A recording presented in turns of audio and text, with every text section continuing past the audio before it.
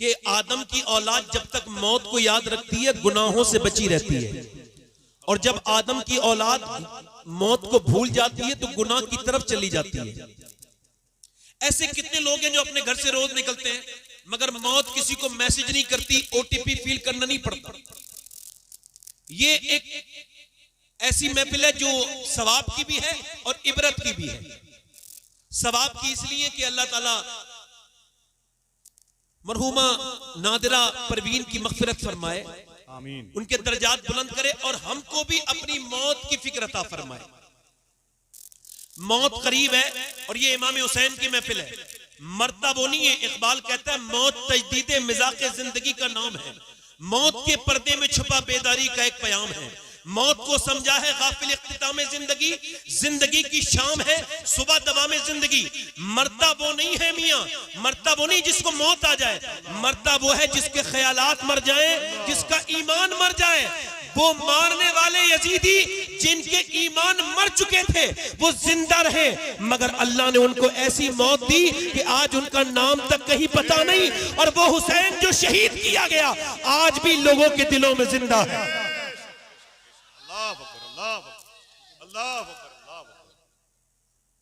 बस मैं 2-3 शेर मैंने कहे थे, ये आसिफ भाई आप, मैंने ये 2-3 शेर कहे थे, ये 4-5 शेर 8 मुहर्रम को, यानी अभी मेरे ये अशार जो है इनकी उम्र कम है मगर मर्तबा इस वजह से बड़ा है, उम्र से कोई लेना देना नहीं कि ये किसी और की शान में नहीं, इमाम हुसैन की शान में।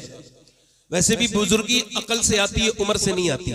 अगर ये शेर 2-3 पढ़ता हूं, सुनेंगे आप लोग, उसके बाद तकरीर करूंगा। दोनों हाथ उठा के बरा, दोनों हाथ उठा के लब्बैक या हुसैन, पढ़ता हूं 2-3 शेर। दीने मुहम्मदी का उजाला हुसैन है,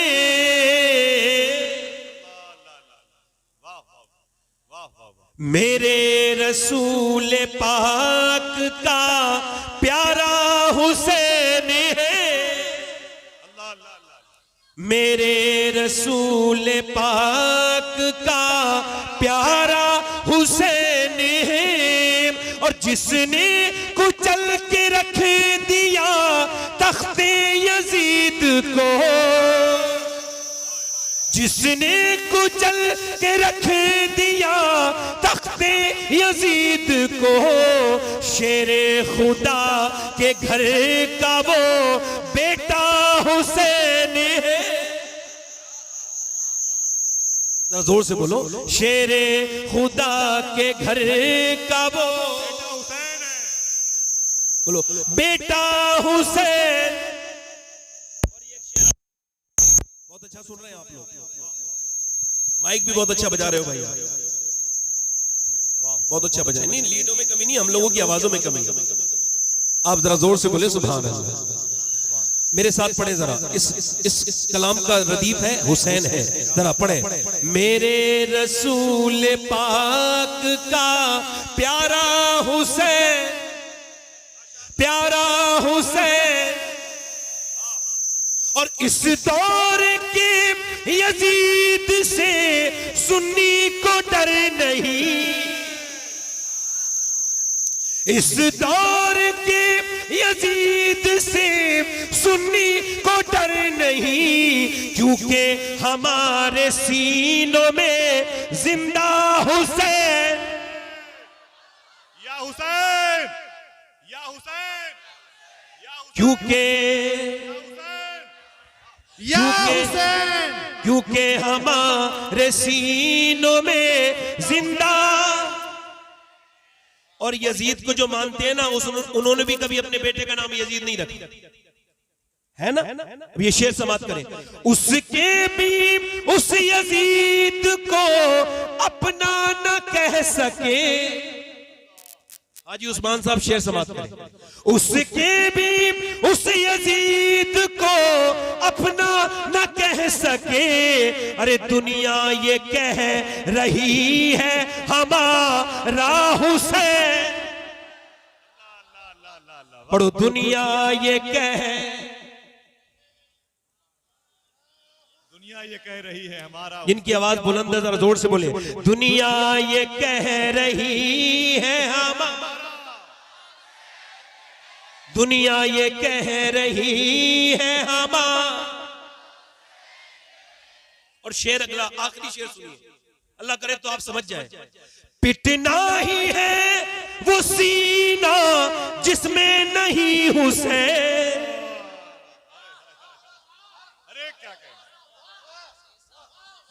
पिटना ही है वो सीना जिसमें नहीं हुसैन। हम आशिकों के सीनों में आका हुसैन है।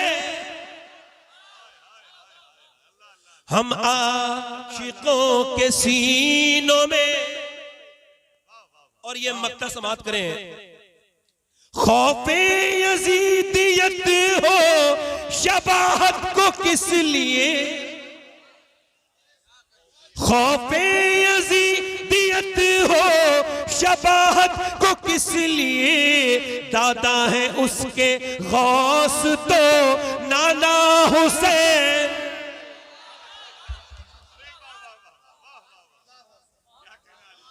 नारे तकबीर। यजीद हल्का सा आवाज बढ़ाए, नारे रिसालत। ट्रेबल बढ़ाए, ट्रेबल बढ़ाए, ट्रेबल। यजीद बनते हैं लोग आज भी कोशिश से, और हुसैन बनते नहीं, खुदा बनाता है। कोई अगर ये कहे कि एकदम हुसैन बन गया तो जल्दबाजी होगी। हुसैन एकदम वजूद में नहीं आता। इंग्लिश में मैं तकरीर शुरू कर रहा हूं अपनी। इंग्लिश में एक फिलॉसफी है, उसको कहते हैं कंपाउंडिंग इफेक्ट, यानी चीजों के हल्के हल्के होने के बाद उसका रिजल्ट आ जाना। जैसे आप क्या समझते हैं, कोई एकदम इंजीनियर बनेगा? नहीं, उसकी पूरी जिंदगी उसके पीछे लगी हुई होती है। कोई अगर ये समझे कि एकदम कोई मास्टर बन सकता है, नहीं बन सकता। एकदम इंजीनियर बन सकता है, नहीं बन सकता। कोई एकदम एमएलए बन जाएगा, ऐसा नहीं है, नहीं हो सकता। कोई एकदम एमपी बन जाए, ऐसा नहीं हो सकता। उसकी पूरी जिंदगी उसके पीछे लगी हुई है। आप इस बात को गौर करें। बैठे बैठे आप लोग, बेटे देखो, थोड़ी देर के लिए इंसान के बच्चे बनो, थोड़ी देर के लिए। इधर देखो, थोड़ी देर के लिए इंसान के बच्चे बनो, थोड़ी देर के लिए। थोड़ा समझ, सब सब्र करो, सब्र थोड़ा भाई। बैठ जाओ, थोड़ा सा सुन लो। इधर देखो, सुन लो। मैं बहुत जल्दी अपने घर वालों को भी नहीं मिलता हूं, सुन लो, मुझे सुना रहा हूं, सुन लो। आपकी खिदमत करने आया हूं, खादिम हूं आपका, तो थोड़ी झाड़ू लगाने दो अपने दिलों पर मुझे। एक दो मतलब ये, इसको और मैं हल्का समझा दूं आपको। एक दो गुटके खाने से अगर कैंसर होता तो कौन खाता? एक लंबी मेहनत करनी पड़ती है, 20-25 साल, फिर कहीं जाकर के इंसान के मुंह में कीड़े पड़ते हैं, उसको कैंसर होता है। डॉक्टर कहता है कि अब आपका खेल खत्म हो गया, अब आपका गुटखा जो है ना आपकी जान ले लेगा। वो कहता है मैं गुटखा छोड़ दूंगा। वो कहते हैं अब तो दुनिया छोड़ने का वक्त है, अब आप गुटखा क्या छोड़ेंगे?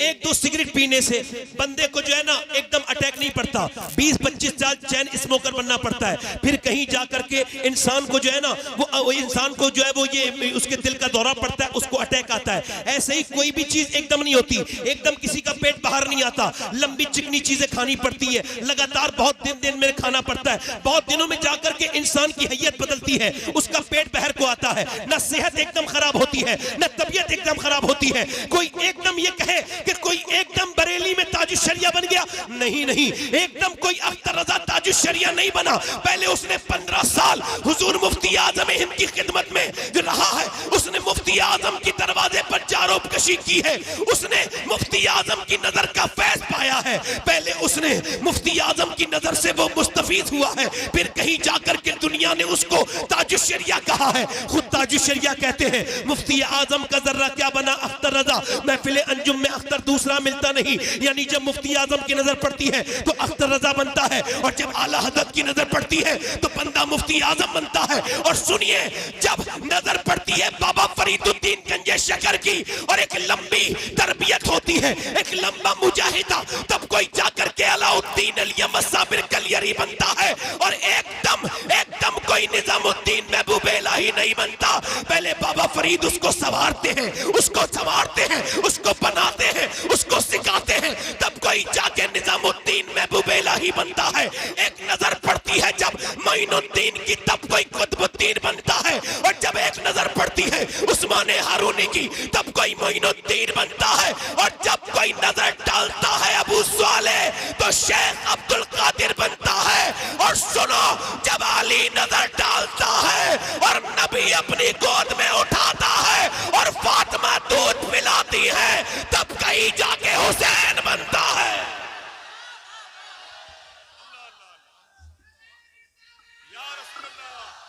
इको कम करें, इको आवाज बढ़ाएं, आवाज दिल लगा के बोलो सुभान अल्लाह। अब ये नाचने गाने वालों के घर पे बच्चे अच्छे पैदा नहीं होंगे।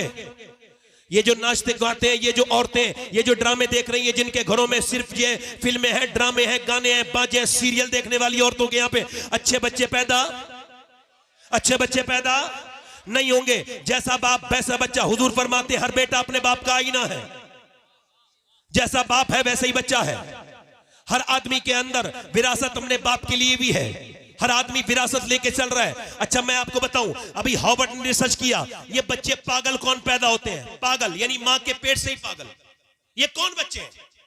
इन पर रिसर्च हुआ और रिसर्च चला 27 साल। फिर उन्होंने बताया कि जब मां के पेट में बच्चा होता है 80% बच्चे ये मेंटली डिस्टर्ब इस वजह से पैदा होते हैं कि जब मां के पेट में थे तो इसके शौहर ने इसको मारा। अच्छा जब मारा, उस जाहिल को पता नहीं था कि वो बीबी पे जुल्म नहीं कर रहा है, उसके पेट के पागल। अब चाहे दिल्ली दिखाओ, चाहे बंबई दिखाओ, चाहे यहां इलाज कराओ, अब अपने किए का तो कोई इलाज नहीं ना। अब मुझे बताओ आप, जब इंसान अपनी बीवी को मारता तोड़ता है, बच्चे छोटे होते हैं, तो इसको आज साइंस प्रूफ कर रहा है। अच्छा देखो आप जरा गौर करो, शेख अब्दुल कादिर जीलानी की अम्मी जो थी वो हाफिजा थी, तो गौसुल आजम मां के पेट से हाफिज हुए। अब यहूदियों ने क्या किया? यहूदी ये करते हैं कि जब औरत के बच्चा पैदा होने वाला होता है, यानी उसको जब उम्मीद होती है, तो वो उसको सिर्फ अगर वो डॉक्टर बनाना चाहते हैं तो डॉक्टरी की किताबें पढ़वाते हैं, उस औरत को डॉक्टरी का माहौल देते हैं। आप समझ रहे हैं मेरी बात को? नहीं, उसको जैसा बच्चे को बनाना होता है। यानी जब औरत प्रेग्नेंट मूवमेंट में डॉक्टर के पास जाती है तो वो उससे कहता है कि अगर तुम ये चाहती हो उसके अंदर ज्यादा आयरन बच्चे के हो तो आप ऐसा करना कि ज्यादा बादाम खाना और ज्यादा सेब खाना। ज्यादा सेब और बादाम खाओगी तो इसके अंदर आयरन बढ़ेगा, बच्चा ताकतवर होगा। अगर विटामिन डी बढ़ाना चाहती हो तो ज्यादातर आप अमरूद खाना, अमरूद खाओगी विटामिन डी बढ़ेगा। अगर तुम ये चाहती हो कि विटामिन सी बढ़े तो संतरा खाना और नींबू खाना, तो तुम्हारे बच्चे के अंदर विटामिन सी बढ़ेगा। अब मुझे बताओ कि जब अल्लाह का बनाया हुआ सेब, संतरा, अनार, अमरूद अगर मां खाए तो बच्चे पे असर हो जाए, तो क्या अल्लाह का कुरान मां पढ़ेगी तो बच्चे पे असर नहीं होगा? अब कॉन्वेंट में आपके बच्चे पढ़ रहे हैं, उनको कॉन्वेंट में अब तो और कुछ किया जा रहा है। हमारी कौम के पास स्कूल कम है, बल्कि है ही नहीं। कुछ मुखैया हजरात हैं, जैसे यहाँ पे एक स्कूल अल्हम्दुलिल्लाह है, मगर अक्सर स्कूलों में क्या हो रहा है, उनको माज़अल्लाह उनको हाथ जोड़ना सिखाया जा रहा है। वहां पर माज़अल्लाह बुतों के सामने बच्चियों को नाचना सिखाया जा रहा है। एक हमारे दोस्त कहते हैं मेरे बच्चे को निकाल दिया स्कूल से। मैंने पूछा क्यों निकाला? कि आपके बच्चे से हमने कहा इस बुत के सामने जरा अपने हाथ जोड़ो, तो उसने बुत के ऊपर थूक दिया तो हमने उसको निकाल दिया। वो कहते मेरी आंखों में आंसू आ गए। मैंने कहा या अल्लाह तेरा शुक्र है जो सबसे बड़ी तालीम है मेरा बच्चा वो तालीम हासिल कर चुका। दुनिया की सबसे बड़ी तालीम है अल्लाह के सिवा कोई इबादत के लायक नहीं है। बोलो जरा, बोलो भाई, बोलो जरा जोर से बोलो। पीछे वाले बोलो जरा सुभान अल्लाह। दिल लगा के बोलो, मुस्कुरा के बोलो। अब आप आज से ये थोड़ा इको कम करेंगे भाई? मेरा आवाज अच्छी नहीं है, आपका माइक बहुत अच्छा है। आवाज बढ़ाओ बस, हल्का सा, हाँ हल्का सा इको बढ़ाओ, हल्का सा। हाँ बैठे जरा आराम से। आप लोग मुझे पैसे न दे, बैठे। अरे भाई रुक जाओ जरा यार। कोई बात नहीं, कोई बात नहीं, नेक बच्चा है। नेक लोग ही आते हैं ऐसी जगह। जरा जोर से बोलो सुभान अल्लाह। अब आप में कोई बाप है, कोई माँ है, यहां बैठी होंगी, सुन रही होगी मेरी बहनें। कोई माँ भी होगी, कुछ है, कोई माँ है, कोई बनेगी। इसका मतलब ये कि हजरत सैयदा राबिया बसरी के पास जब कोई आता था ना, आसिफ भाई समाज करे, जब आता था ना औरत, वो हामिला होती थी तो वो उससे कहती थी तुझे खुदा का वास्ता देती हूं आज के बाद झूठ मत बोलना, तुझको खुदा का वास्ता देती हूं आज के बाद झूठ मत बोलना, गीबत मत करना। कहा क्यों? कि अगर तूने झूठ बोला तो तेरे इस झूठ का बच्चे पे असर हो जाएगा, पेट के बच्चे पे असर हो जाएगा, और हुजूर के एक उम्मती को गीबत करना तू सिखा देगी। यानी औरतें क्या समझती हैं, उनको यूं ही छोड़ दिया जाएगा। एक बुजुर्ग कहते हैं, मैं बैठा था और मेरी माँ ने मुझसे कहा नमाज पढ़ने जाओ। मैं 10 साल का हो चुका था, मुझको खबर नहीं थी आज मेरा बर्थडे है। आज ये बर्थडे नहीं मनाए जाते बर्थडे, तो वो कहते वो बर्थडे मेरा, मुझे नहीं पता मेरा आज बर्थडे है। तो फिर कहते हैं मेरी माँ ने मुझसे कहा नमाज पढ़ने जा, फिर मैं नहीं गया, फिर मैंने कहा नमाज पढ़ने, फिर मैं नहीं गया। फिर मेरी माँ, मैं इग्नोर कर रहा था, अम्मी रोटी बना रही थी, उनको गुस्सा आ गया, उठी, रोटियां गिराई, जोर से चिमटा मेरे सर पे मारा। कहते हैं मारा चिमटा, मेरे सर से खून निकलने लगा। मैं कांप के बोला अम्मा अब ना मानना। मेरी माँ, मैं जा रहा हूं नमाज को। मैं नमाज को गया, जब मेरी माँ मरने वाली थी मैं रोने लगा। मैंने कहा अम्मा तेरे तुझसे बड़ी मोहब्बत है, मगर दिल में एक बहुत बड़ा दर्द भी है तेरी तरफ से। दुनिया की माएं मोहब्बत करती है, तूने मेरे बचपन में सर फाड़ा था, क्यों, आखिर क्यों मेरी अम्मी। तो मेरी माँ रो के बोली मेरे बेटे, मेरी उस नफरत में भी प्यार जो है छुपा हुआ था। का क्या मतलब, का मेरे लाल मुझ पे रोटी बनाना फर्ज नहीं था, तुझे जहन्नम से बचाना और नमाजी बनाना फर्ज था। आप बर्दाश्त करोगे कि आपके बच्चे ये जो स्कूलों में कामयाब हो रहे हैं, और पढ़ाइए स्कूल में, कोई मना नहीं कर रहा हूं, मगर कम से कम नमाजी तो बनाइए। अच्छा, आप में कितने लड़के ऐसे होंगे जो वर्जिश करते होंगे, ये जो आर्टिफिशियल बॉडी बनती है जिम में जा करके, इसका कोई फायदा वायदा नहीं होता। ये इतने बाज लोग तो इतने वो खा लेते हैं इसमें प्रोटीन की चीजें कि मर तक जाते हैं, वो जल्दीबाजी में जल्दी बॉडी बनाना चाहते हैं। ये अजीब से लोग नहीं लगते आपको, अच्छी खासा अल्लाह ने बनाया तो ये ऐसे करके टाइट होकर चलते हैं अजीब किस्म से। अच्छा, जब ये छोड़ देते हैं तो फिर इनकी जिस्म भी वहीं आ जाता है। सुन्नत ये है जिस्म के मामले में, हुजूर की सुन्नत ये है कि सरकार का पेट कभी बाहर नहीं आया, हुजूर का पेट बिल्कुल सीने के बराबर था, ये सुन्नत है। अच्छा, ये जब अपनी वर्जिश छोड़ देते हैं तो फिर ये वैसे हो भी जाते हैं। मौला अली से किसी ने पूछा आपसे बड़ा पहलवान तो दुनिया में कोई नहीं, आप कैसी वर्जिश करते हैं, जरा जोर से तो बोलो सुभान अल्लाह, आप कैसी वर्जिश करते हैं। फरमाया मैं कोई वर्जिश नहीं करता। अच्छा, औरतें भी अब आजकल सुबह को जाती है टहलने के लिए, मैं इससे कोई इख्तलाफ नहीं कर रहा हूं, मगर एक सवाल कर रहा हूं, ये सब दानिश्वर लोग बैठे हैं और एक सवाल पूछ रहा हूं। एक औरत सुबह उठी है, उसने बच्चों को तैयार किया है, नाश्ता बनाया है, फिर बच्चों को रुखसत किया है और नाश्ते के बर्तन धोए हैं, फिर दोपहर में भी खाना बनाया है, फिर दोपहर के बर्तन धोए हैं, फिर कपड़े धोए हैं, फिर शाम में उसने खाना बनाया, फिर नमाज भी पढ़ी है और फिर वो रोटी वो खाना वाना बना के फिर बर्तन उर्तन धो के फिर वो सोई है। तो आप मुझे बताइए, अब सुबह को कोई उससे कहेगा मॉर्निंग वॉक पे जाओ, जाएगी? अब जो सिर्फ खा रही है वो जाएगी नहीं जाएगी? उसको तो जाना है। अच्छा, फिर जाती है, हमें इससे कोई एतराज नहीं, जाती है जाए, मगर ये जो मेकअप करके जाती हैं, इन बेशरमों से सवाल है कि सुबह सुबह ये मेकअप का क्या मतलब है। मगर ये वर्जिशें अपनी जगह, मगर मर्दों के लिए भी वर्जिश बता रहा हूं और औरतों के लिए भी वर्जिश बता रहा हूं। मौला अली से पूछा कितने बड़े पहलवान है आपको पता है? बद्र के मैदान में। कहां पर? बद्र के मैदान में 313 मुसलमान और उधर थे 1000। जब उन्हें बांध के उनको मारा तो उनमें से 70 मारे गए। कितने मारे गए बोलो, पूरा मजमा बोलो, कितने? 70। और 70 में से 312 लोगों ने मिलके मारे 35 और अकेले अली ने मारे 35। अल्लाह अल्लाह, बोलो भैया बोलो, वाह वाह वाह, बोलो। बल्ला कह रहा हूं, जलसे में बज़ौक आदमी का काम नहीं है। बज़ौक बंदा ये जो कभी नहीं मुस्कुराता है, जहां जाए माहौल खराब। अगर ये कभी नहीं मुस्कुराने वाला, घर में घुसे बच्चे डर जाते हैं इसे देख के। मैं सही बता रहा हूं, मुस्कुराना सीखे, मुस्कुराने से माहौल अच्छा होता है। जोर से बोले सुभान अल्लाह, दिल लगा के बोले। अब मेरी तरफ देख के गौर करें। अब मौला अली से पूछा गया कौन सी वर्जिश करते हैं, पर मैं कोई वर्जिश नहीं करता। रिवायतों में लिखा है कि मौला अली एक रात में 1000 रकात नमाज नवाफिल पढ़ते थे। वो लोग कितने 1000। और सैयदा फातिमा एक सजदे के बाद कहती थी मालिक कोई ऐसी रात तो बना दे कि फातिमा दिल खोल के इबादत कर सके। तवज्जो है कि नहीं? मौला अली कहते हैं मेरी शादी हो गई। जोर से बोलो सुभान अल्लाह, जोर से बोलो।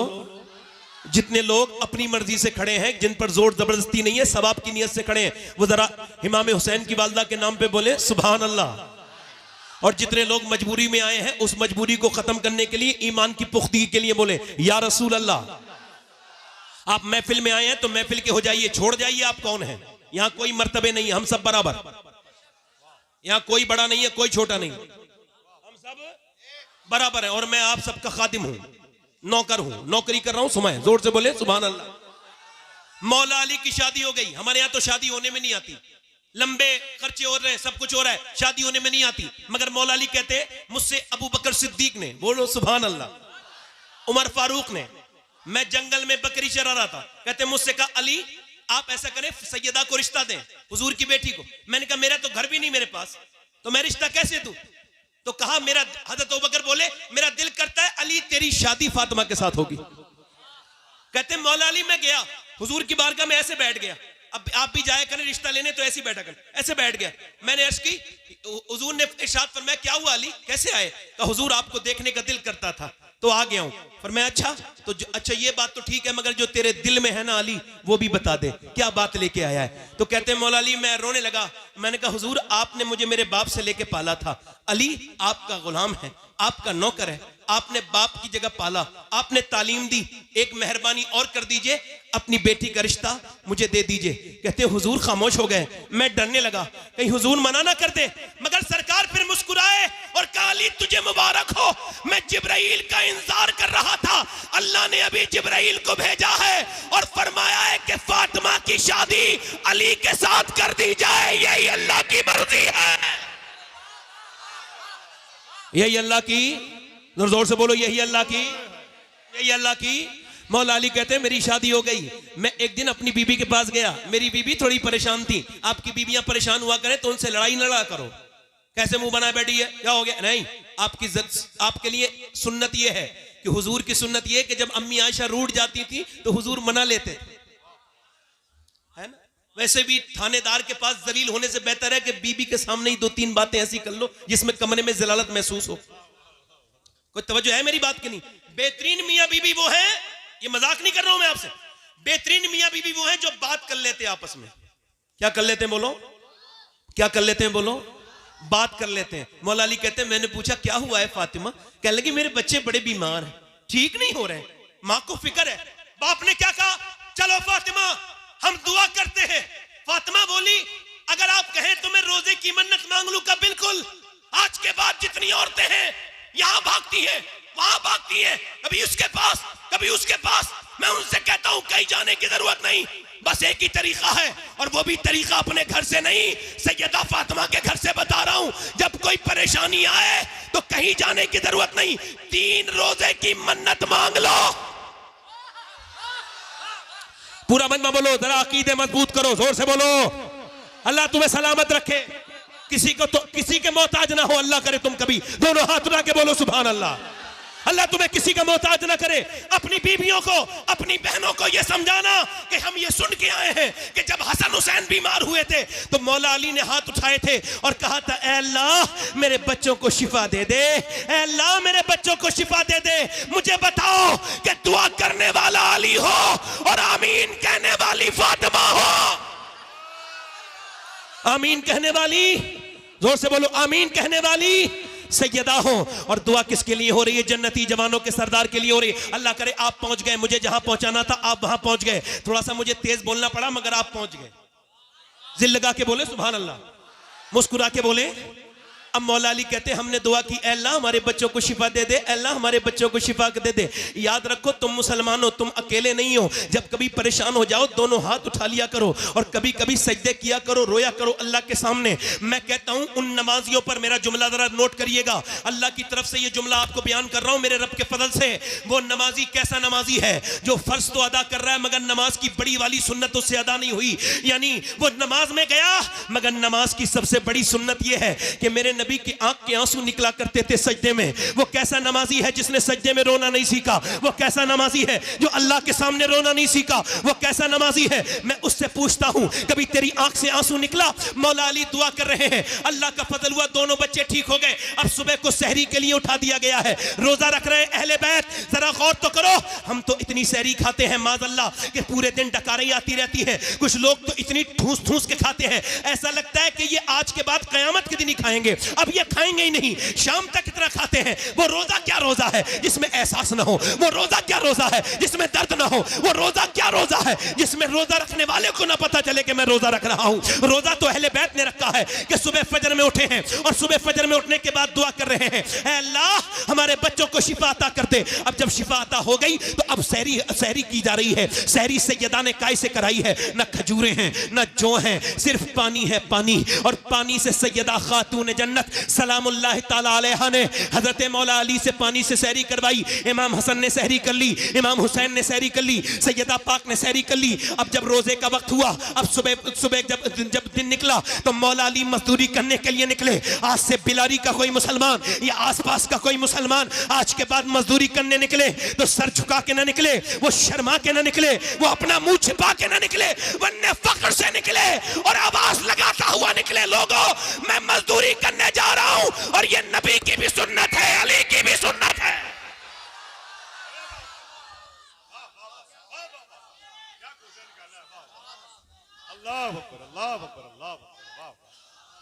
ये अली की भी सुन्नत है। बोलो जल्दी बोलो, मैं जो करबला ले जाना है, आपको करबला ले जाना है। करबला के बाद फिर इंशाल्लाह आप इन्हें सुनेंगे। जोर से बोलो सुभान अल्लाह।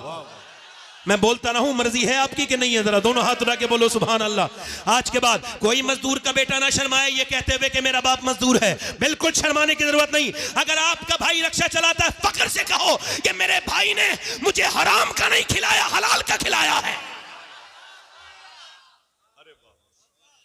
जरा दिल लगा के बोलो सुभान अल्लाह।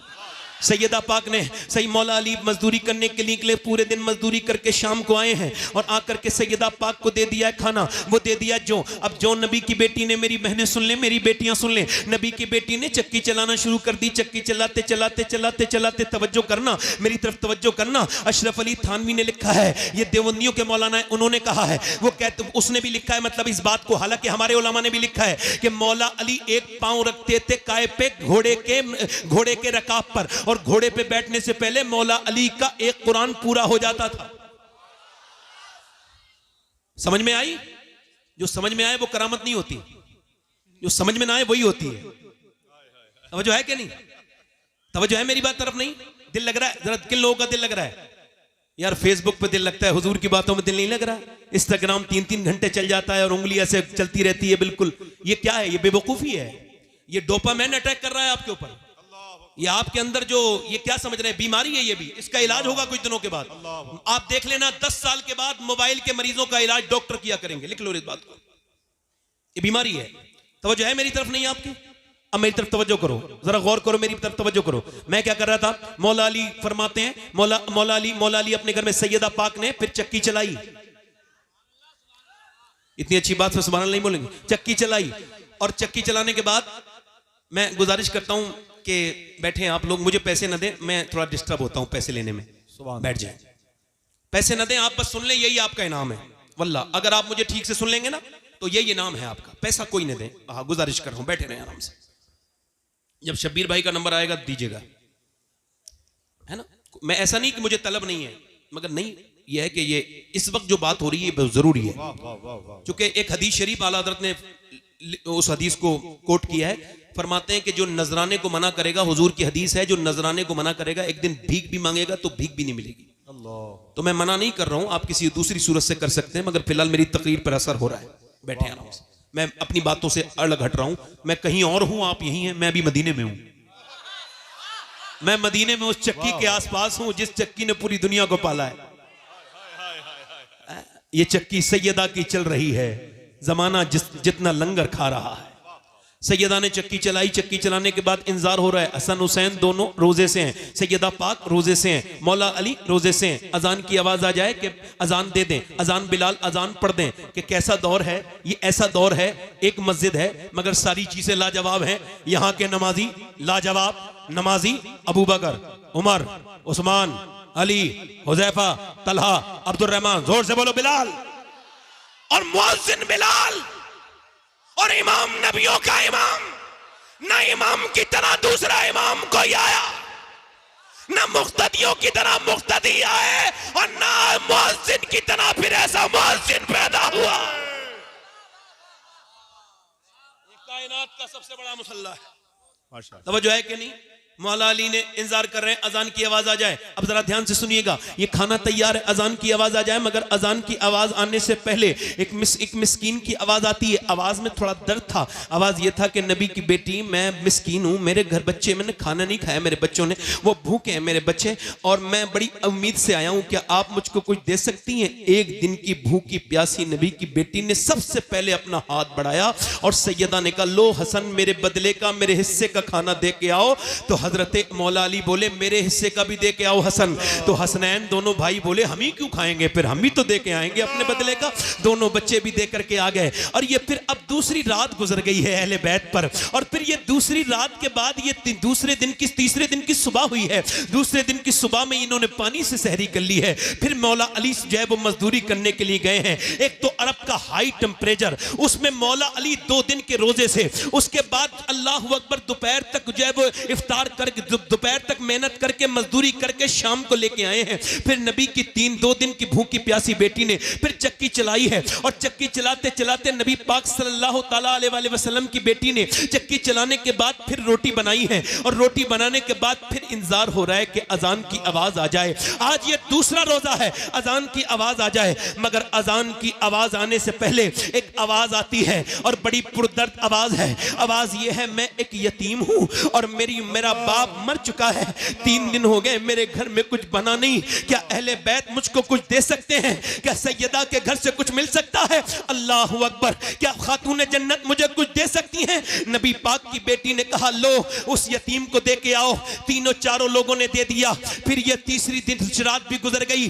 अब तीसरा दिन भी रोजा, और वो भी किसी खाने से नहीं, बल्कि फिर वो भी पानी से। ओ बेरोजा, और ना रोजा रखने वालों, बगैर रोजे के रहने वालों, क्या जवाब दोगे कल क़यामत के दिन कि तुम्हारे घर में नेमतें भरी हुई थी और अहले बैत के घर में नफली रोजा है? और तीसरा दिन भी पानी से इफ्तार रोजी वो सहरी की गई है।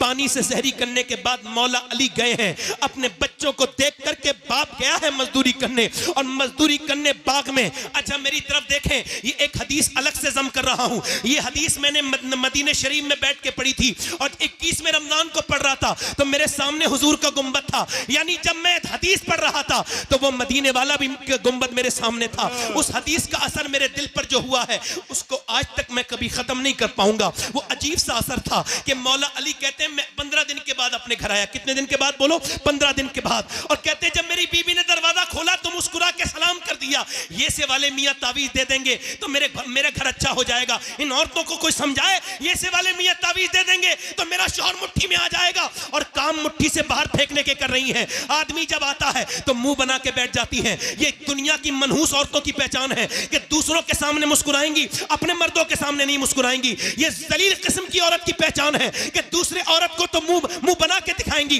अपने चेहरे पे चाहे वो अपने चेहरे पे मेकअप करके दिखाएंगी। इनसे पूछो, मेकअप करने वाला तो घर बैठा है, उसके लिए तो मेकअप नहीं किया। ये जो शादी में मेकअप करके जा रही हो, आपको शर्म नहीं आई कि आपकी नियत दूसरों को दिखाने की है, दुनिया के गंदे लड़कों को दिखाने की है? अरे शर्म नहीं आई? तेरे हर कदम पे तुझ पे लानत है। आला हज़रत फरमाते हैं, जब औरत बेपर्दा हो के घर से निकले, हर कदम पर उस पर लानत अल्लाह के फरिश्ते भेजते हैं। मगर जब वही औरत अपने शौहर को दिखाने के लिए मेकअप करे, और अगर उसका आदमी उसको देख के खुश हो जाए, तो अल्लाह एक सदके का सवाब अता फरमाता है। एक सदके का सवाब अता फरमाता है। कोई जरूरत नहीं वो तावीज देने वालों के पास जाने की, कोई जरूरत नहीं। एक ही तरीका है जब शौहर को अगर मनाना है, और ये सुन्नते फातिमा है कि जब तेरा शौहर घर में आए तो मुस्कुरा के सलाम कर दे, इंशाअल्लाह बरकतें घर में रहे।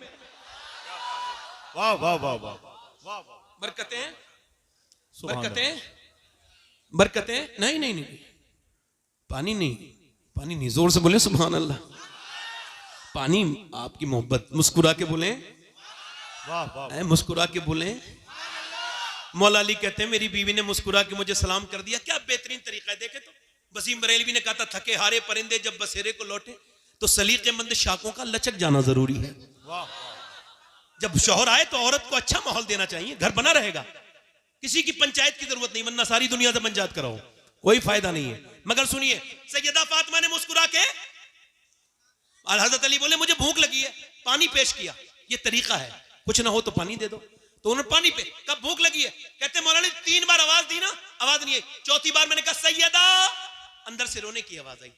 मैं अंदर गया ना तो दोनों आलम के मालिक को मुख्तार की बेटी भी रो रही है, जिसकी आंखें हुजूर की तरह, जिसके होंठ हुजूर की तरह, जो मुस्कुराए तो नबी की तरह लगे, जो उठे तो नबी की तरह लगे। अम्मी आयशा फरमाती फातिमा चलती थी तो ऐसा लगता था अल्लाह का रसूल चल रहा है, फातिमा बोलती थी तो ऐसा लगता था अल्लाह का रसूल बोल रहा है। मैंने कहा फातिमा आपको किस चीज ने रुलाया है? अब जरा अजीम बाप की अजीम बेटी की बात सुनिए। फरमाया मेरे सरताज मेरे अब्बा ने, मैं इस वजह से रो रही हूं कि आपको खाना नहीं दे पाई, इसका अफसोस है कि आप सफर से आए। कहा क्यों? कि जब आप घर से गए थे कई दिन का फाका था, घर में आए हैं तो आज कई दिन का फाका है। हजरत अली कहते हैं आपने मुझे बताया क्यों नहीं? कहा मेरे अब्बा ने कहा था फातिमा अली से वो मत मांगना जो उनके पास मौजूद न हो। कहते हैं मैं बैठा था, फिर मैं रोने लगा और बहुत रोया, और फिर मैंने फातिमा को रोते देखा। मैंने पूछा क्यों रोती हैं? कहने लगी आप चले गए थे, मेरे अब्बा के घर में 16 दिन से चूल्हा नहीं जला है मेरे अब्बा के घर में। हजरत अली कहते हैं बच्चों की भूख अपनी जगह, मगर हुजूर को सुन के मैं बाग की तरफ गया और जाकर के मैंने बाग वाले से कहा कोई काम ले लो मुझसे। उसने कहा एक डोल निकालोगे और पानी दोगे मेरे बाग को तो एक खजूर दूंगा। कहते 3 डोल निकाले, पसीने में भीग गया, मगर फिर हुजूर को याद किया, 17 डोल निकाले, बिल्कुल भीगा हुआ हूं पसीने से, और मेरे बच्चे भी भूखे, मैं भी खुद भी भूखा, मगर एक खजूर चखी तक नहीं। ऐसे करके हुजूर की बारगाह में ले गया। हुजूर ये नजराना है, फरमाया अली तेरे बच्चे भूखे हैं, तेरी फातिमा भूखी है, तेरे हसन भूखे हैं, उनको नहीं दिया। मैंने कहा हुजूर हसन से ज्यादा, फातिमा से ज्यादा, हुसैन से ज्यादा अली आपसे मोहब्बत करता है मेरे आका। हुजूर ने दोनों हाथ उठा के दुआ की थी, ऐ अल्लाह मैं अपने अली से मोहब्बत करता हूं, तू भी मेरे अली से मोहब्बत कर। या अल्लाह मैं इससे, इसकी औलाद से राजी हूं, तू भी इससे राजी हो जा। फिर हुजूर मेरे घर गए कि तेरे बच्चों के साथ खाऊंगा बैठकर। हुजूर ने खजूर की गुठली निकाली और फिर खजूर जब हसन के मुंह में दी तो हसन ने नाना को देख के रोना शुरू किया, हुसैन ने भी रोना शुरू किया। मेरे नबी ने दोनों को प्यार किया तो सैयदा रोने लगी। फरमाया ना मेरी बेटी फातिमा न रो, मेरी बिलाडली, ये मताउन दुनिया कलील, ये दुनिया छोटी है और ये दुनिया की रौनकें, दुनिया की लज्जतें आले मोहम्मद के लिए नहीं है, आले मोहम्मद के लिए दुनिया नहीं है मेरी बिटिया ना। हजरत अली कहते हैं मैं तीसरे दिन अपने घर आया और मेरी बीबी ने फिर 3 दिन की रोजे की बीबी ने रोजेदार रोजे के साथ मेरी बीबी ने चक्की चलाई, और चक्की चलाने के बाद मेरी बीबी ने 3 दिन का रोजा रखने के बाद फिर चक्की चलाई कि नीचे को जो है वो खाना रख दिया। अब अजान की आवाज आ जाए, मगर अजान की आवाज नहीं आई। एक कैदी की आवाज आई, वो भी गैर मुस्लिम की, एक असीर की आवाज आई। उसने कहा मैं एक गैर मुस्लिम हूं, मुझे मदीने में किसी ने खाना नहीं दिया और सबने मुझे डांट दिया, भगा दिया, मैं कैदी हूं, क्या नबी की बेटी मुझको कुछ दे सकती है? मैंने सुना है जिसे कहीं से कुछ नहीं मिलता वो फातिमा के घर से कभी खाली नहीं जाता है, क्या आप कुछ दे देंगी? सैयदा ने खाना उठाया, हसन ने उठाया, दे दिया। जब अजान हुई मस्जिद में गए ना तो दोनों बच्चे कांपते थे भूख की वजह से, चेहरा बिल्कुल पीला था। मेरे नबी ने दोनों बच्चों को प्यार किया और कहा अली तेरी सखावत अल्लाह ने पसंद कर ली है। ऐ लोगों जरा सोचो तो हमने किस पैगंबर को भुला दिया है, किस रसूल को भुला दिया है, आज हम बिल्कुल भूल चुके हैं। जरा गौर तो करो। मेरे नबी ने फरमाया अली तेरी सखावत अल्लाह को पसंद आई, तेरी जियाफत अल्लाह को पसंद आई। अल्लाह ने जिब्राइल को भेजा और फिर फरमाया वयुतइमून अत्वामा अला हुब्बिही मिस्कीना व यतीमा व असीरा, यानी खुद ना खाते हैं भूखों को खिला देते हैं। कैसे साबिर है मोहम्मद के घराने वाले। मगर मैंने अर्ज की थी ए सैयदा, ए तैयबा, ए ताहिरा, ए सैयदा फातिमा ये बताएं आखिर आपने 3 दिन का रोजे क्यों रखे, 4 दिन का क्यों नहीं रखा, या 2 दिन का क्यों नहीं रखा? आवाज आई मेरा पैगाम यजीद के लिए था मदीने से, ओ यजीद तू मेरे बेटे हुसैन को डरा नहीं पाएगा, ना 3 दिन की भूख से, ना 3 दिन की प्यास से, क्योंकि फातिमा ने ट्रेनिंग मदीने में करा के भेजा है। अल्लाह अकबर, अल्लाह अकबर, अल्लाह अकबर, अल्लाह अकबर, अल्लाह अकबर। वाह वाह वाह, नारे तकबीर, दोनों हाथ उठा के नारे तकबीर, आपको नारे रिसालत। आपको ये माहौल कैसा लग रहा है? बोलो अल्लाह अल्लाह। ये माहौल सब गौस पाक का बनाया हुआ माहौल है, ये सब बड़े पीर ने बनाया है। वाह वाह वाह, तवज्जो करें हुसैन। अब सुनो, अब जरा एक तवज्जो करना। मौला अली कहते हैं मैंने अपनी बीवी फातिमा से पूछा, बोलो सुभान अल्लाह, मैंने पूछा फातिमा मैं कुरान पढ़ता हूं, तवज्जो करना हाजी उस्मान साहब, जरा आपकी तवज्जो, इस अपने बात पर। यहां पे देखिए, मैंने पूछा फातिमा ये बताएं, मैं जब कुरान पढ़ता हूं एक पांव रखता हूं घोड़े की रकाब पर और जीन पर बैठने से पहले मेरा कुरान मुकम्मल हो जाता है। ये आपके अब्बा की बरकत है, मगर आप बताएं आप कैसे कुरान पढ़ती हैं? तो सैयदा चक्की चला रही थी, मुस्कुरा के बोली मैं अपनी चक्की शुरू करती हूं, उसके अंदर दाने रखती हूं और एक राउंड, एक चक्कर मेरी चक्की का पूरा नहीं होता कि फातिमा का कुरान पूरा हो जाता है। अरे जब बाप ऐसा कुरान पढ़े और माँ ऐसा कुरान पढ़े तो बेटा अगर नेज़े पे चढ़ के कुरान पढ़े तो हैरत की बात क्या है? अल्लाह अल्लाह अल्लाह अकबर अल्लाह। यजीद बनते हैं लोग आज भी कोशिश से, हुसैन बनते नहीं, खुदा बनाता है। अच्छा एक चीज है तकदीर, क्या है बोलो? तकदीर को ना मानना कुफ्र, तकदीर को मानना ही पड़ेगा और मैं आपसे मनवा भी लूंगा अभी यहीं बैठ के। जो तकदीर का ना मानने वाला है मेरी 2 मिनट की बात सुने, 2 मिनट में भी नहीं। किसी ने अपने बाप को अपने आप इंतखाब किया? बताओ। अरे कोई अपनी मर्जी से अपना बाप चुनता है? चुनता है? अगर ऐसा होता तो लोग बिल गेट्स के घर पैदा होते, अडानी अंबानी के घर बच्चे पैदा होते, गरीबों के घर बच्चे पैदा नहीं होते। कोई अपनी मर्जी से अपना बाप, अपनी माँ, बोलो बोलो, अपनी माँ, अपनी बहन, अपना भाई, अपना नाना, अपनी नानी, और किसी का नाना ठीक है तो नानी ठीक नहीं, किसी का दादा ठीक है तो दादी ठीक नहीं, किसी का बाप ठीक है तो माँ ठीक नहीं, किसी की माँ ठीक है तो भाई ठीक नहीं, किसी का भाई ठीक है तो बहन ठीक नहीं, किसी को अल्लाह ने बहन से नवाजा अच्छी बहन है तो उसके भाई अच्छे नहीं है। मगर पूरी दुनिया में एक हस्ती ऐसी है हुसैन इब्ने अली की, जिसे जिधर से देखो लाजवाब है।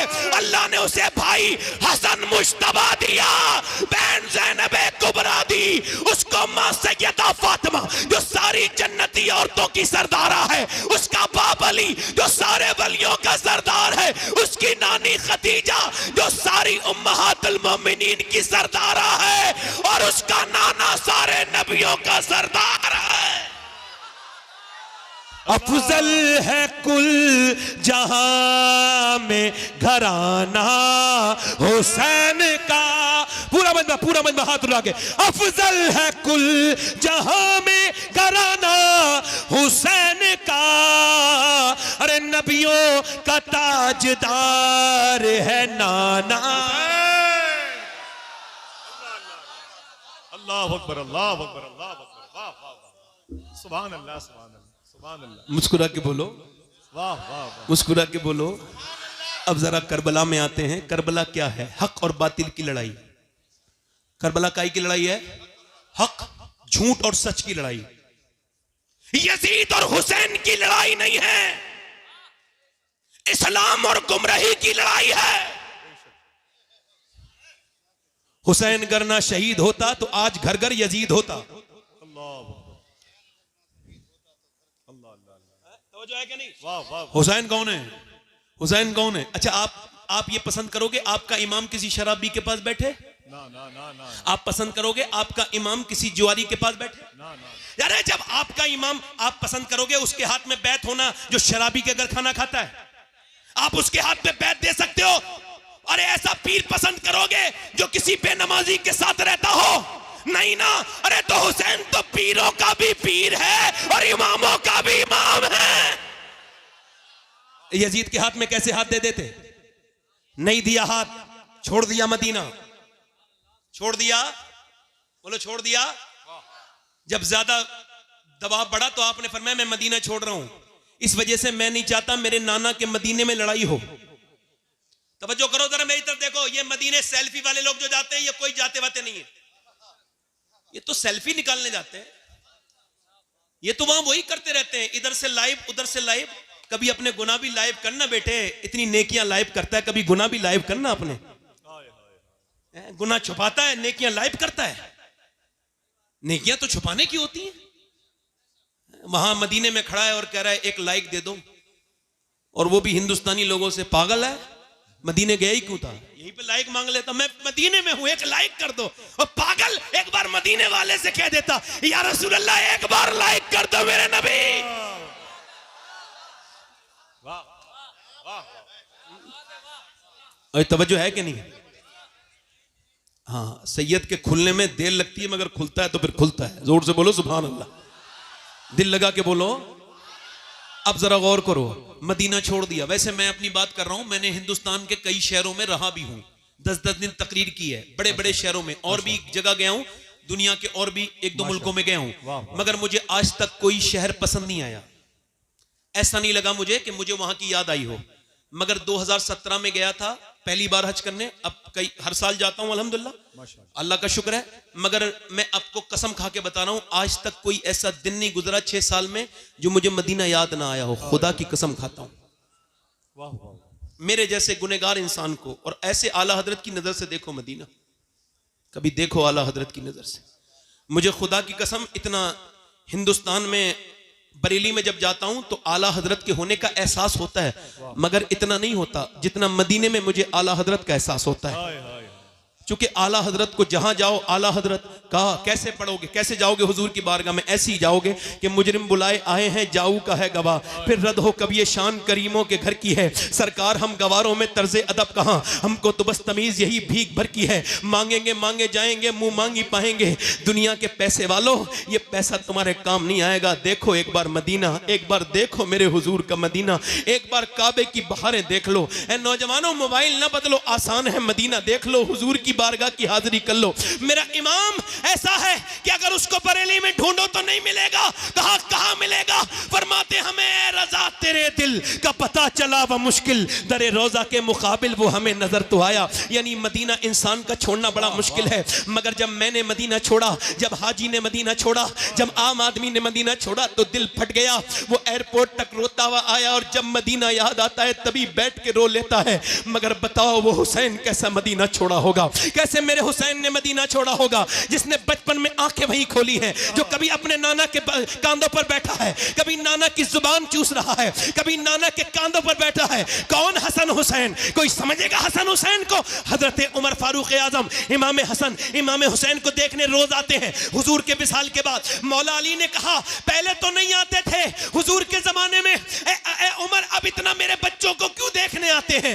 उमर रो के बोले तेरे बच्चों की चेहरा अली बिल्कुल मेरे नबी की तरह है, इनको देख लेता हूं तो बिल्कुल नबी याद आ जाते हैं, नबी की तशनगी कम हो जाती है। मेरे बरेली का इमाम बोला मादूम न था शाये सकलैन, उस नूर की जलवागाह थी जाते हसनैन, और तमसील ने उस नूर के दोस्त से कर दिए। आधे से बने हसन, आधे से हुसैन। हुसैन ने मदीना छोड़ दिया, कैसे दिल से मदीना छोड़ा? मक्के आ गए, मक्के में खतूत आए, मक्के को भी छोड़ दिया। मक्के से आप जो है वो कूफे की तरफ जा रहे थे, एक शहर बीच में मिला, उसने कहा हुसैन ना जाओ, तुम्हारा भाई मुस्लिम बिन अकील हमने देखा है, उसको कत्ल कर दिया गया, उसको धोखा दे दिया गया, कूफियों ने धोखा दे दिया।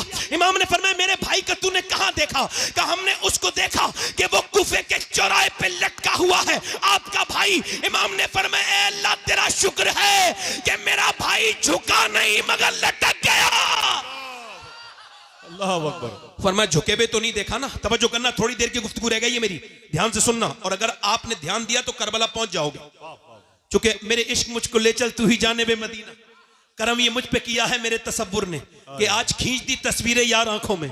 ये करबला इमाम गए, मोहनदास करमचंद गांधी हिंदुस्तान के राष्ट्रपिता, और उनका फोटो उस पे आता है काय पे, नोट पर। उनसे किसी ने पूछा ये आपका ये सूती कपड़ा है, ये आपकी धोती है, ये आपके कपड़े हैं, और ये आपके पास चरखा है, क्या इससे ब्रिटिश एम्पायर से लड़ेंगे? आपका दिमाग ठीक है? दिमाग तो ठीक है, इतनी बड़ी ताकत से लड़ेंगे? कहा मेरी हिम्मत नहीं होती थी। गांधी बोले, कहा फिर? मगर बोले जब मैंने करबला को पढ़ा और जब 72 शोहदा को पढ़ा तो मेरी हिम्मत हो गई। मैंने देख लिया कि 72 को मिटाने के लिए 22,000 आर्मी आई थी, मगर करबला का मैदान गवाही दे रहा है कि 22,000 का नामो निशान मिट गया, मगर 72 के खेमे आज भी करबला के मैदान में लगे हुए हैं।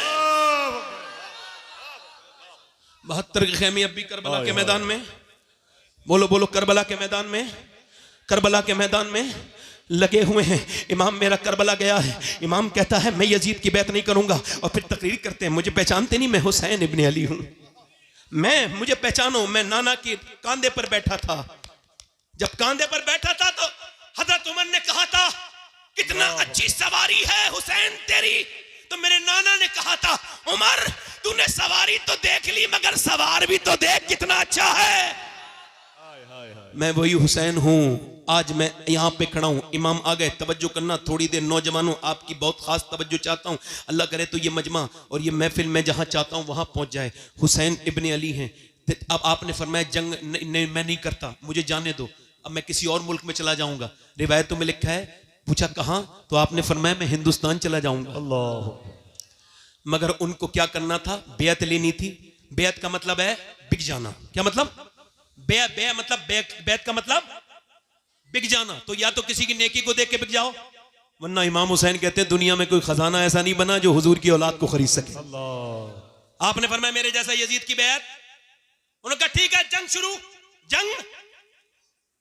अब जब तलवारों की आवाज आ रही थी, एक औरत गुजर के जा रही थी। मेरी बहनें सुन ले, मेरी बेटियां, ये जो आज अपने बच्चों को कभी नमाज के लिए नहीं कहती, कभी नमाज के लिए नहीं कहती, सुने, औरत जा रही थी अपने बेटे की शादी की तैयारी करने।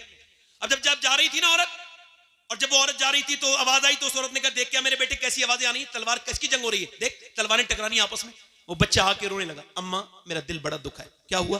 कि मैंने वहां करबला में एक इतना खूबसूरत इंसान देखा, मेरी आंखों ने इतना अच्छा नहीं इंसान नहीं, न उसकी आंखों की तरह आंखें थी, न उसके लहजे की तरह। कहा अच्छा, मैंने पूछा कौन है? कहा ये हुसैन इब्ने अली हैं, इन पर बड़ा जुल्म हो रहा है। तो कहता है मेरी माँ, मेरा दिल फट गया। माँ रो के बोली मेरे लाल, फातिमा का घर लुट रहा हो और मैं अपने बेटे का घर बसाऊं, मेरा दिल गवारा नहीं करता। मैंने आज तक तुझसे कभी तुझसे मैंने अपने दूध का बदला नहीं मांगा, आज मांगती हूं, ऐसा कर तू मेरे बेटे हुसैन पे कुर्बान हो जा। बेटा बोला अम्मी अगर तू ना भी कहती मैं फिर भी हुसैन पे कुर्बान होने का इरादा रखता था।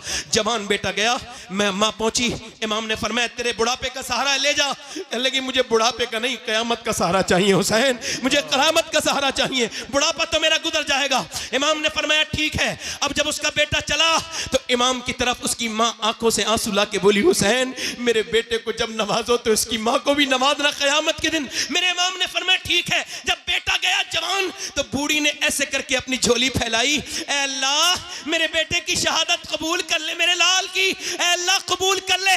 उधर जब इसकी दुआ पूरी नहीं हुई है, ये गर्दन कटी उसकी और आकर के गिर गई झोली में। मां ने उसके बाल पकड़े और उठा करके सर को फेंका यजीदियों में और कहा जो चीज हम अल्लाह की राह में दे देते हैं वापस नहीं लेते, वापस नहीं लेते। अब इमाम के हजरत अली, मैं मुख्तसर कर रहा हूं, शॉर्ट में करबला बयान कर रहा हूं, आखिर में हजरत कासिम गए। कासिम कौन है? इमाम हसन के बेटे।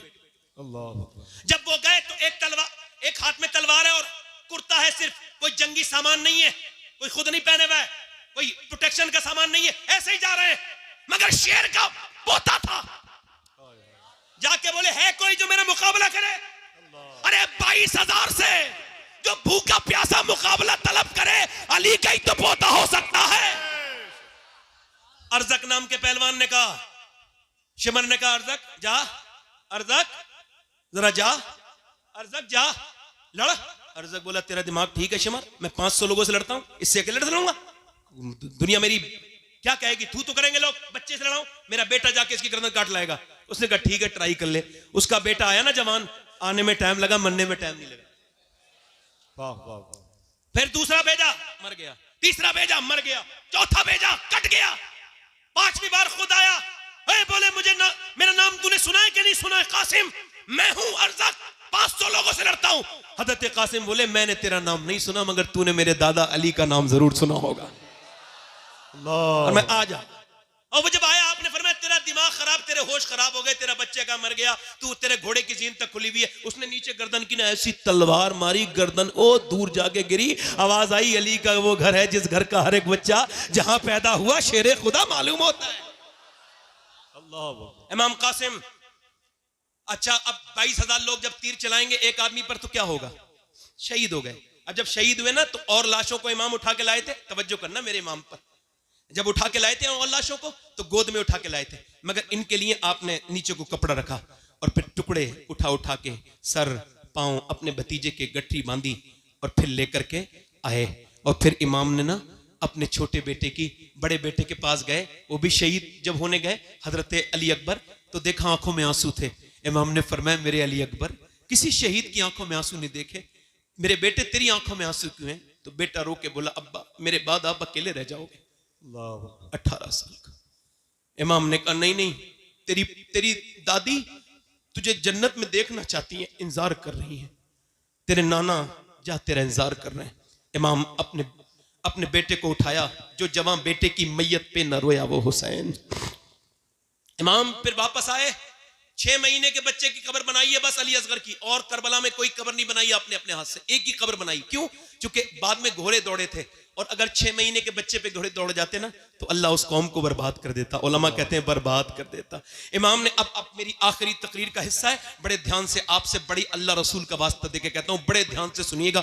मेरे इमाम ने अपने नाना का जुब्बा पहन के और अमामा बांधा नाना का, और हाथ में जब साफा, हाथ में तलवार ली तो पीछे से 21-22 साल के बच्चे ने हाथ रख दिया। पीछे मुड़ के देखा, हजरत ज़ैनुल आबिदीन थे। अब्बा मुझे छोड़ के जाओगे? तारीख क्या कहेगी कि जवान बेटा रहा और बाप को छोड़ के चला गया, बाप को जाने दिया। इमाम ने कहा नहीं नहीं मेरे बेटे, मेरा इम्तिहान खत्म हो रहा है, तेरा शुरू हो रहा है। तुझे तो मेरे अमानतें देता हूं, तू मेरा खलीफा है, मेरी अमानतों का अमीन, मेरी विरासतों का तू अमीन है, मैं तुझको देता हूं। मेरे ज़ैनुल आबिदीन, मेरी नस्ल तुझसे चलेगी, जा मेरे बेटे, तेरा सब्र यहीं से शुरू होता है। इमाम ज़ैनुल आबिदीन को समझाया, फिर अपनी औरतों के पास गए और फरमाया, ओ ज़ैनब, ओ उम्मे रबाब, ओ फातिमा, ओ शहरबानो, मैं जा रहा हूं, बस तुम सब्र करना, चीखना मत, चिल्लाना मत, रोना मत।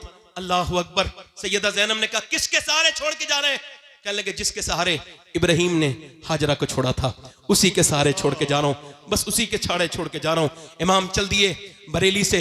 हुजूर आला हजरत के भाई अल्लामा हसन कहते हैं, अल्लाह अकबर, हूरे करती हैं उरूसाने शहादत का सिंगार, खूबरू दूल्हा बना है हर जवाने अहले बैत, और फातिमा के लाडले का आखिरी दीदार है, हश्र का हंगामा बरपा है मियाने अहले बैत। इमाम को आखिरी बार उनके घर की औरत देख रही हैं, अपना सौदा बेचकर बाजार सूना कर गए, कौन सी बस्ती बसाई ताजराने अहले बैत। इमाम जब करबला में गए, तलवार आपने चलाई, आपकी तलवार से तो कोई मुकाबला नहीं कर सकता था, तीर मारे, पहला तीर जब सीने पे लगा, ओ नौजवानों इस तीर को तुम भी दिल पे लेके सुनो। इमाम ने घोड़ा वापस किया, खेमे में जाके बोले बहन रोई थी क्या ज़ैनब? कहा हाँ मेरे भाई, तुम मेरे भाई हो, मेरे माँ जाए हो, मेरे साथी हो, मेरे भाई, मैं बचपन से तुम्हारे साथ खेली, मगर अब जब तीर लगाए तो ज़ैनब को अफसोस तकलीफ हो गई, मैं बहन हूं। आखिर इमाम ने फरमाया ना मेरी बहन रो मत, जब मुअर्रिख तारीख लिखेगा तो खाली हुसैन इब्ने अली की तारीख नहीं लिखी जाएगी, बल्कि ज़ैनब बिनते अली की भी तारीख लिखी जाएगी। दुनिया कहेगी कि ज़ैनब भी कोई थी। ऐ मेरी बहन, दुनिया में बहनें बहुत आई हैं, मगर तेरी तरह बहन कोई नहीं आएगी। तूने अपना घर दिया, अपने बच्चे दिए, तूने जितनी कुर्बानियां मेरे लिए दी, मेरी बहन आज हुसैन तुझे सलाम करता है, मगर बस थोड़ा सब्र कर ले। अभी सिर्फ एक मेरे तीर लगाए, और सुनना हदीस का बयान कर रहे हैं इमाम, अभी मेरे तीर लगाए, अभी तो मेरी लाश पर घोड़े दौड़ेंगे। देख मेरी बहन, औरत की आवाज औरत है, बाहर मत निकलना, बाहर मत निकलना। काश कि हमने शादियों में अपनी बहनों को दुपट्टा देके कहा होता, बहन सर पे दुपट्टा ओढ़ ले। इमाम ने तो सीने में तीर खा के इतनी लाशें उठा के भी बहन से कहा था, बहन आवाज बाहर नहीं जानी चाहिए, मेरी लाश पर जब घोड़े दौड़े तो बाहर को निकल के मत आना, ये तुम्हें जेब नहीं देता कि तुम बेपर्दा हो जाओ। हाय हाय, इतनी तेजी के साथ लड़कियां गैर मुस्लिमों के घरों में जा रही हैं, क्या हमको शर्म नहीं आती इस बात पर? क्यों? चूंकि हमारे दिलों से इस्लाम निकल गया, कुरान निकल गया, नबी का फरमान निकल गया। हम अपनी बहनों से नहीं कहते हम तो खुद बदकार हैं, बिगड़े हुए हैं, हमें अपनी बहनों से क्या मतलब। ओ मेरे भाइयों, ओ मेरी बहनों, मेरा इमाम कह रहा है मेरी बहन अभी मेरी लाश पर घोड़े दौड़ेंगे।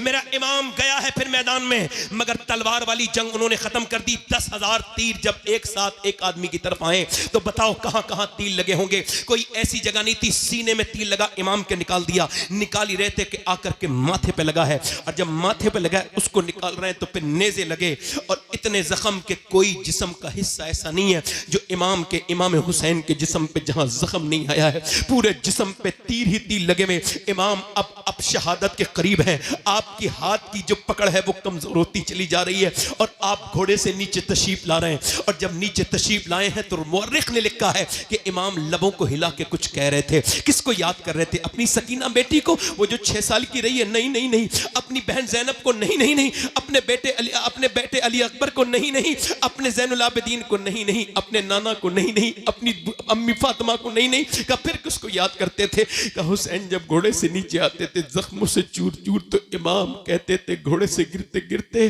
अल्लाह मेरे नाना की गुनहगार उम्मत को बख्श दे, अल्लाह मेरे नाना की गुनहगार उम्मत को बख्श दे। इतने जख्मों के बाद हुसैन ने क्या कहा है, अल्लाह मेरे नाना की उम्मत को बख्श दे। आज ये उम्मत कहाँ खड़ी है, ये उम्मत बर्बादी की तरफ जा रही है। ये नौजवान लड़के, इनकी तन्हाइयां बर्बाद है। ये नौजवान क्या कहेंगे, मेरा इमाम पे नीचे आया है और आने के बाद नमाज पढ़ चुके थे, सजदा करने गया है, शमशीर बकफ कातिल हो खड़ा और कोई रहे सजदे में पड़ा। कहती है ज़मीने करबला इस शान का सजदा खेल नहीं। मेरे इमाम ने सजदे में सर रख दिया है, सजदे में सर रखता है मेरा इमाम। और जब कहता है अल्लाह की हमद बयान करता है तो फरिश्तों से अल्लाह कहता है तुम कहते थे कि तुम काफी हो सजदों के लिए, बताओ क्या तुम ऐसा सजदा कर सकते हो जैसा हुसैन ने किया है। जो मैं जानता हूं वो तुम नहीं जानते फरिश्तों। एक बाप जब अपने बेटे को दफनाता है तो उसका दिल को क्या गुजरती है, तुम फरिश्ते हो, तुमको क्या पता कि एक बेटे को दफन करने के बाद सजदा करना कैसा सजदा है। अपनी बेटियों बहनों की प्यास के बाद सजदा करना कैसा सजदा है। ऐसा दुनिया में सजदा नहीं हुआ कि सर सजदे में है, ऊपर से खंजर चल रहा है। और ये कौन सी गर्दन है, ये वही गर्दन है जिसे मेरे नबी चूमा करते थे, ये वही गर्दन है। आज ऊपर से खंजर चल रहा है। अल्लाहु अकबर। उस आखिरी नमाज का आलम न पूछिए। इस्लाम जिंदा कर गया सजदा हुसैन का। सजदे तो सबने किए मगर हुसैन तेरा अलग अंदाज है, तूने वो सजदा किया जिस पे खुदा को नाज है। इमाम की गर्दन काट दी गई है, अब घोड़े दौड़ रहे हैं इमाम के ऊपर। मगर मैं उन औरतों को भी आओ सलाम कर दूं, अहले बैत की उन औरतों को सलाम कर दूं जिनकी तरबियत सैयदा फातिमा ने की है। आओ सलाम करें उनको कि इधर घोड़े दौड़ रहे हैं लाशों पर, उधर सूरज डूब रहा है, पानी तो है नहीं उन औरतों के पास। उनके पास क्या है, करबला की ज़ैनब के पास सिर्फ मिट्टी है। मिट्टी से तयम्मुम करके ज़ैनब सजदे में चली गई, मिट्टी से तयम्मुम करके सकीना सजदे में है। मैं कहता हूं ऐसी भी कोई औरत नमाज पढ़ सकती है। उधर बेटों की हड्डियों पे जब घोड़े दौड़ते हैं तो चटाक चटाक की आवाजें आती है, उधर सजदे में औरतें नमाजें पढ़ रही हैं। ये कौन है, ये नबी के घर की औरतें हैं, ये नबी के घर की औरतें हैं जिन्होंने नमाज नहीं छोड़ी। ऐ लोगों मौत करीब करीब है, ये तुम्हारी दुनिया। तुमको जाओ पोस्टमार्टम हाउस पे मुरादाबाद जाओ संभल के पोस्टमार्टम हाउस पे जाओ जाकर के देखो कितनी लाशें पड़ी हैं मेरी और आपकी तरह। उन्हें चीरने वाला नहीं है। वो चीरने वाले कहते हैं हमारे पास टाइम नहीं, कल चीरेंगे। और कल वो चीरते हैं शराब पी करके। अब तो ग्लेंडर चल गया है, पहले तो फाड़ते थे, अब ग्लेंडर से चीरते हैं, पूरा जिस्म फाड़ देते हैं। कौन सी दुनिया में लगे हुए हो, फाड़ देते हैं। हुजूर फरमाते जब मुर्दे का हाथ पकड़ता है ना गस्साल, तो मुर्दा कहता है आराम से उठा, तेरे उठाने से बड़ी तकलीफ होती है। जब हाथ उठाने से तकलीफ होती है तो बोलो। जब वो चीरते हैं और फिर सीते भी कैसे हैं, ऐसे करके बड़ी प्लास्टिक की रस्सी से चीरते हैं, पूरा ऐसे करके, तो उस वक्त कितनी तकलीफ होती होगी। मैं तो दिन रात सफर में रहता हूं, बार बार दुआ करता हूं, अल्लाह पोस्टमार्टम वाली मौत से बचा लेना मेरे मालिक।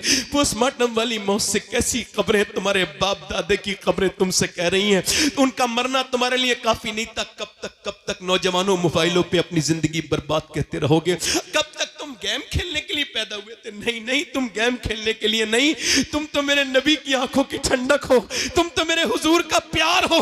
खुदा की कसम तुम मेरे सरकार का प्यार हो, मेरे नबी का प्यार हो।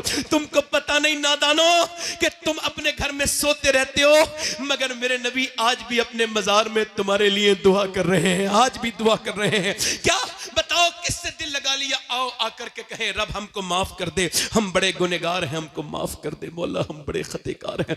आओ इस महफिल में आज कहें।